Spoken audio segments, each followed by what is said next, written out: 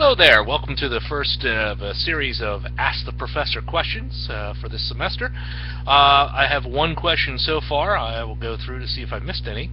The first question was talking about what growth was during the second quarter and was wondering whether or not we can expect the same amount of growth going into the third quarter and fourth quarter. Alright, to answer that question fairly, I should say that if I knew the answer to that, I could be a very wealthy man. Many people are wondering exactly what's going to happen.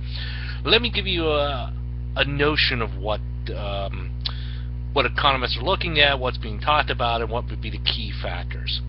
One of the biggest things is that the Federal Reserve has announced, and we'll look at why, maybe if we get some time later on this semester, plans to reduce sort of the Fed's propping up of the monetary system. That basically the Fed has announced it will stop buying government debt, that it doesn't feel the need to, that it sees the economy on its way to recovery and doesn't want to reach inflationary situation.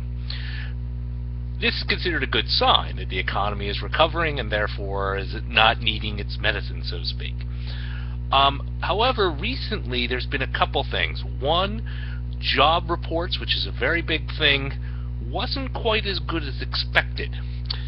And so that has made some people wonder whether the Fed's going to need to take action or not.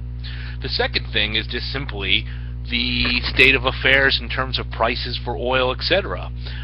Anything that happens in the Middle East could cause the price of oil to shoot up, cause people to start reacting. It's an interesting thing, and of course we can't wish our way to good things or bad things necessarily all the way, right? We can't wish ourselves out of a recessionary situation.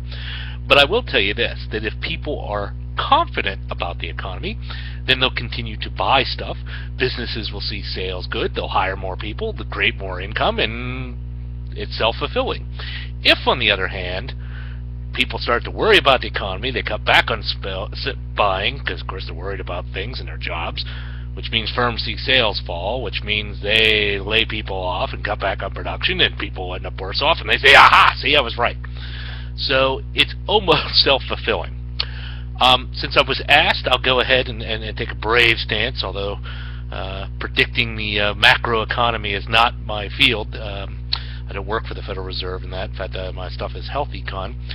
I would say this. I would expect the economy to continue to click along at a very measly 2.5%. 3% is actually very good growth with a huge economy like the United States. That would be a strong economic situation. And I think we're still in this malaise where we're certainly coming out of the recessionary period. We're in a period of growth, if you will, but not a lot. Very slow, very weak growth. And I don't see anything in particular that's going to cause it to increase or decrease. I think that the jobs options, etc., will continue to creep along. It won't be great, but they'll continue to add jobs, and that will provide some stimulus.